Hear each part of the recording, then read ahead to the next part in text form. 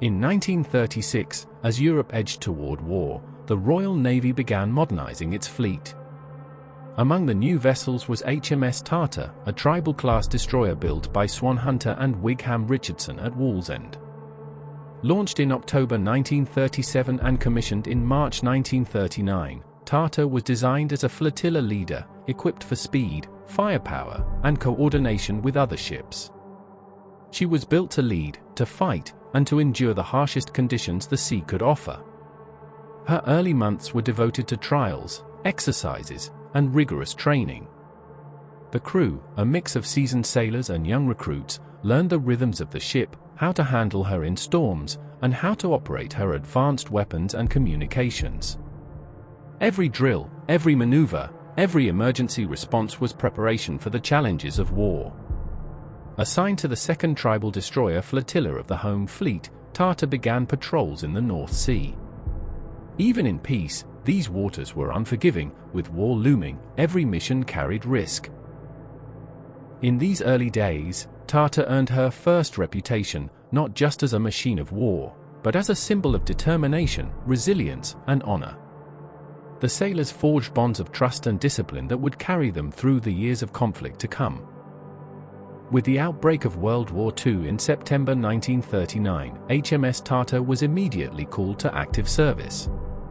She patrolled the North Sea, escorted convoys, and maintained vigilance against the constant threat of German submarines and surface raiders. Life aboard was demanding. Icy winds swept across the decks, waves battered the hull, and the tension of potential enemy encounters never abated. Every sailor knew that a single mistake could cost lives, and yet they performed their duties with unwavering dedication. During these early months of the war, Tartar honed her skills in escorting merchant vessels through hostile waters. Convoys were lifelines, carrying food, ammunition, and equipment essential to Britain's survival.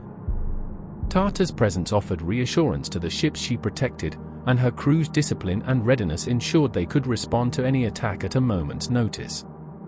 In June 1941, Tartar intercepted the German weather ship Lauenburg. A daring boarding party seized valuable intelligence and ensured the vessel could not return to enemy hands. This mission highlighted the destroyer's dual role as both hunter and guardian, demonstrating the courage and precision of her crew. Beyond combat, Tartar performed rescue operations and patrols, safeguarding countless lives while reinforcing her reputation as a reliable and formidable force of the Royal Navy. The harsh conditions of the North Sea became a proving ground. Storms raged for days, ice formed on the deck and superstructure, and sleep was often scarce. Yet the crew endured, united by purpose and training. It was during these early patrols that Tartar sailors forged the experience and resilience that would sustain them in the Arctic, the Mediterranean, and across every theater of war in which the destroyer would serve. In late 1941, HMS Tartar faced one of her most grueling assignments, escorting Arctic convoys to the Soviet Union. These voyages carried tanks, ammunition, and essential supplies that would support the Soviet war effort against Germany. The Arctic seas were among the most hostile in the world. Icy waters, freezing winds, and near-constant storms tested both ship and crew to their limits.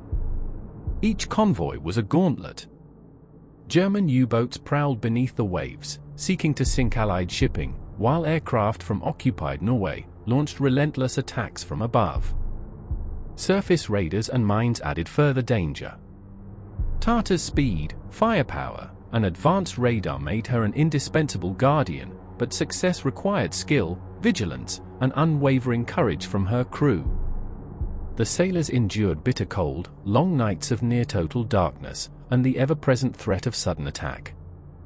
Decks became slick with ice, machinery froze, and fatigue weighed heavily, yet discipline never faltered.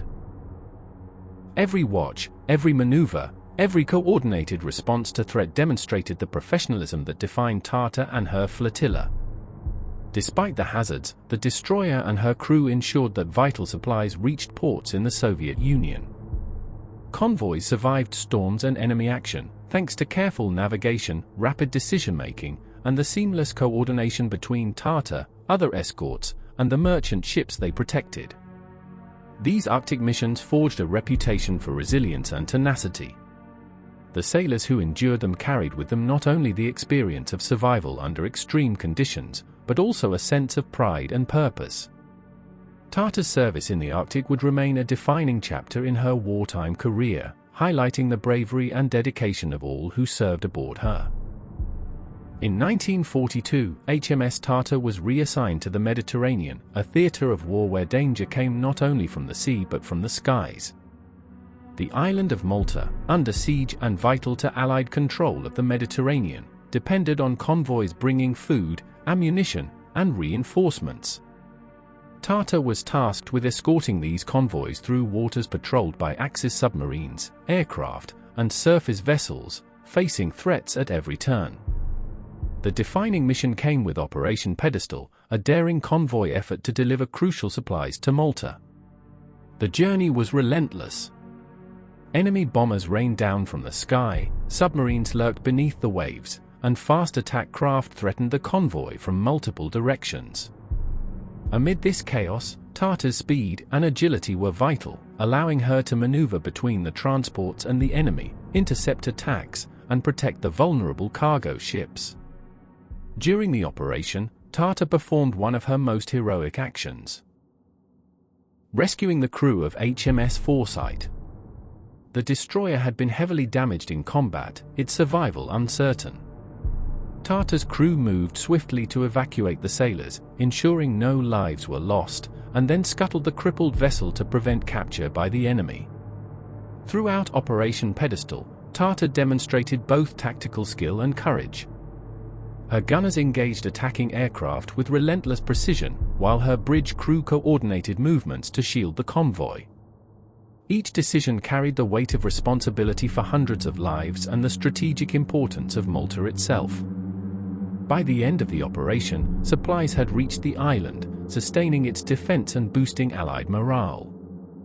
Tartar's role was lauded, reflecting not just the capabilities of the ship, but the discipline, determination, and bravery of her crew.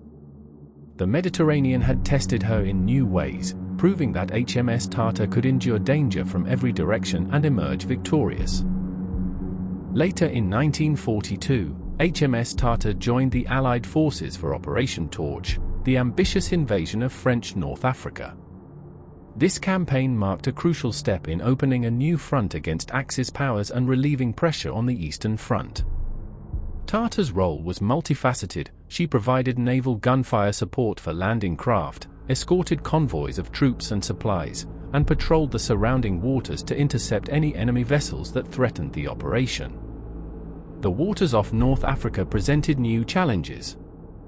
Coastal defenses were heavily fortified, and German and Vichy French forces were determined to repel the landings. Tartar's crew had to execute precise maneuvers under the constant threat of shore batteries and air attack. The destroyer's guns fired relentlessly, targeting enemy positions to protect the troops landing on the beaches, while her crew coordinated with other ships to maintain a defensive screen around the invasion force. Tartar's experience from Arctic convoys and Mediterranean operations proved invaluable. Her sailors were seasoned in navigating under fire, responding to sudden attacks, and keeping the ship operational under pressure. Every torpedo fired, every shell launched, and every evasive maneuver contributed to the operation's success, demonstrating the synergy of crew and vessel. By the end of the landings, the Allies had secured a foothold in North Africa. Operation Torch reinforced HMS Tartar's reputation as a ship capable of meeting any challenge, reflecting the skill, discipline, and unyielding spirit of her crew. In June 1944, as the Allies prepared for the monumental invasion of Normandy, HMS Tartar engaged in a critical operation off the coast of Barfla. Alongside HMS Ashanti, she faced the German destroyer ZH-1, a skilled and determined adversary.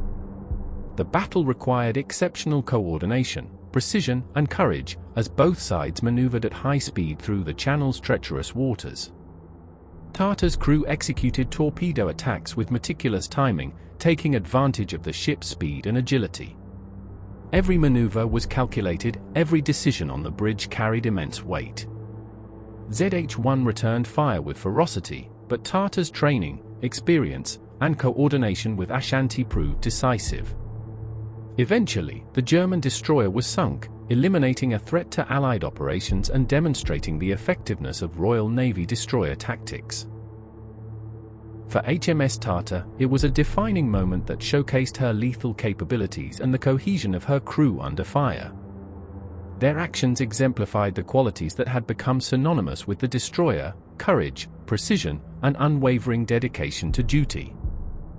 On the 6th of June, 1944, HMS Tartar took her place among the vast Allied fleet gathering off the coast of Normandy.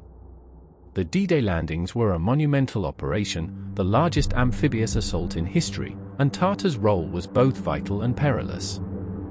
She was tasked with providing naval gunfire support for the troops storming the beaches, targeting German fortifications, artillery positions, and defensive strongpoints that threatened the landing craft and soldiers. As the first waves approached the shore, Tartar's gunners worked tirelessly. Every shell fired had to be precise, protecting the men below while avoiding friendly casualties. Her crew maintained constant vigilance, scanning the skies and seas for enemy aircraft, submarines, and surface vessels. The tension was palpable; a single misstep could imperil the operation. Yet, the sailors had been tempered by years of service in the harshest conditions, and their discipline never faltered. Tartar also escorted convoys carrying reinforcements and supplies to the beaches, ensuring that the invasion force remained supported despite relentless German resistance. Her speed and maneuverability allowed her to respond to threats quickly, whether it was intercepting enemy vessels or dodging artillery fire. Every successful mission reinforced the trust between ship and crew, and between the sailors and the soldiers they protected. Through storm, smoke, and chaos, HMS Tartar proved herself once again as a guardian of the fleet and a protector of lives. Her actions during Normandy contributed directly to the success of the invasion, enabling the Allies to establish a critical foothold in Western Europe. For her crew, the operation was the culmination of years of training, sacrifice, and courage, a defining chapter in both their lives and the ship's storied service. After the Normandy landings, HMS Tartar continued to serve with distinction, participating in operations across multiple theaters as the Allies pressed their advantage. From the waters of the Mediterranean to the Indian Ocean and beyond, she escorted convoys, provided fire support, and patrolled strategic shipping lanes, adapting seamlessly to each new challenge. The ship's resilience and versatility were matched only by the dedication of her crew, who faced each mission with skill, courage, and unwavering resolve. She had endured Arctic storms, intense Mediterranean battles, amphibious operations, and direct engagements with enemy destroyers. When the war ended, Tartar returned to a peacetime role, her service recognized with 12 battle honors for her contributions to the Royal Navy's efforts during World War II. Decommissioned in 1946 and sold for scrap in 1948, her steel may have been dismantled, but the legacy of her deeds remained. Her story lives on as a testament to the courage, discipline, and resilience of those who served aboard her.